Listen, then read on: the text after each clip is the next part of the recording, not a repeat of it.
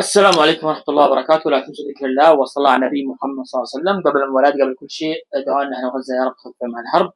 ونحن فتحنا قناة جديدة طبعا، قناة الأوفسايد كنا عليها للأسف حقوق ملكية وحقوق ملكية نشدنا بها صراحة. عاد احنا والله محترمين جدا لا سبنا ولا شيء، بس كنا حقوق مع حقوق. القناة صراحة تعبت وقررت اني اسوي قناة جديدة ان شاء الله يكون معي دريس أو اي حاجة ان شاء الله. وسميتها مرتب لانه لان برشلونه علمتنا الصراحه الموسم الماضي شيء مرتب للاخر، اقسم بالله انه مرتب. حتى يا ريت بالمباراه اليوم اتمنى كنت، بس للاسف كاس العالم للانديه اصلا ازبل كاس العالم للانديه، بس كنت بدي استتعب ميسي. لو بدي يخسر لو بدي يخسر عادي ما فرق معي.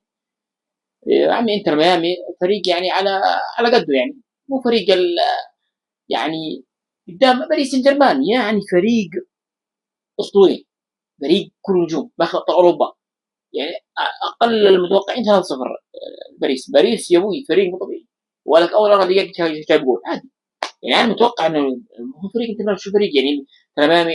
شو الفريق يعني متواضع الصراحه، بس عشان ميسي نتصورها ان شاء الله تكون فتحتنا خير ان شاء الله يا رب. يعني اذا فاز يعني اليوم بس وينها 1-0 هسه انسى، يعني راح ياكلوا اكثر. بس ان شاء الله تكون بدايه مرتبه، واخوانا تنسوا الشير والاشتراكات واجراءاتكم يا اخوان. المباراه ترى مره شيء والله العظيم انه انك يا باريس شق انتر ميامي. تفضل يا حبيبي. وان شو انتر ميامي هذا؟ والله انتر ميامي فريق تعبان تعبان. اللعيبه يجروا حالهم جر. ولك سواريز النسخه القديمه، انسى النسخه هاي الاختيار. دي ماريا دي ماريا شو اسمه هذا؟ البا. دفاع زباله الحارس. والله لو يرد علي ميسي نصيحه خذها مني، اطلع من انتر ميامي خلاص يصبروا يعني مسيرتك وكل ما الدراما هاي. ثم هي في الثالث براح ياكلون. والله ما الحين انا اسوء براح في حياتي. والله انكم تعبانين، ولا ابتعاد ولا شيء، تعبانين تعبانين. يعني راح تاكل اليوم على اللعب هذا 6-0، فضيحه دوليه وخرافيه. تفضل اللعب تعبان تعبانين يا ابو فريق هذا، يا ابوي هيك فريق بس يا ويلي. يلا يلا عشان ميسي يطلع من الفريق كله. والله يا عمي رساله مني يقولوا هذا الفريق، والله لا يعني شو انا بدي احضر ردة فعل على خساره بس. والله انا الصراحه انا قلت بديت الفيديو اني بدي اصور ردة فعل على احتمال يعني فجر، لا فيش تفجير اي مفاجات. يا عم باريس يا عم باريس مع ابطال اوروبا، مع يا عمي نجوم بالملايين. والله في فرق يا عمي. يعني احنا فاهم بعض، يعني انتر ميامي ممكن لا عادي، هي عادي الرابع بالراحه. اذا ما تنتهي 10 انسى المباراه. والله ميسي تركب فريق احسن لك وروح فريق ثاني. يا مو يلعب من فريق هذا. يلا يلا خلي باريس راح ياخذ اللقب هذا مبين. يعني شوف يعني الجول ترجع الحكيم خلاص لو ما يدري، بس يقول لك دمرناهم تعبانين. انا فوز عليهم.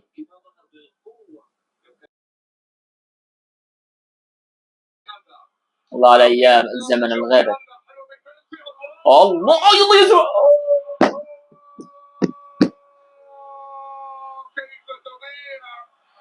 والله يا سويرز انك شوال.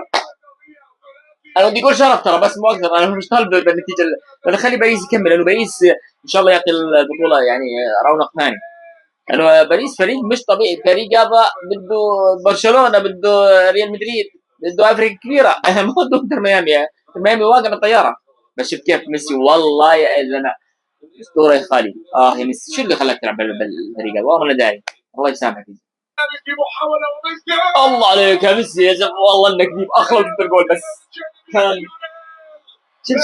شوف كيف اللي هو الوحيد يلعب، هو الوحيد فقط اللي يلعب فيه بس. والله يا زلمه انك الصوره والله يا. لو سجل بس.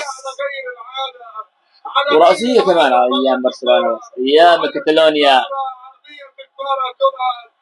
والله ميسي يا حبيبي الشعب كرة القدم. والله لعيبه شوف والله لعيبه. يا سلام. والله الحارس صار يصدق. والله اسطوره. انا احب المقابله الثانيه مش طبيعي محلل.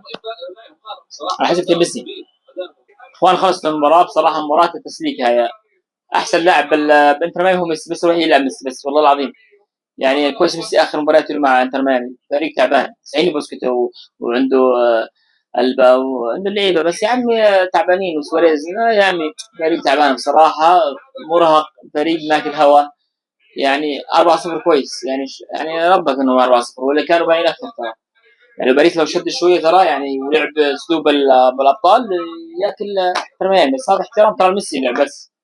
الصراحه ميسي اسطوره، شوف كيف الفرص اللي يسوي مش طبيعي لاعب، بسم الله لو سجل هدف لو يسجل هدف، بس خلاص نصيب.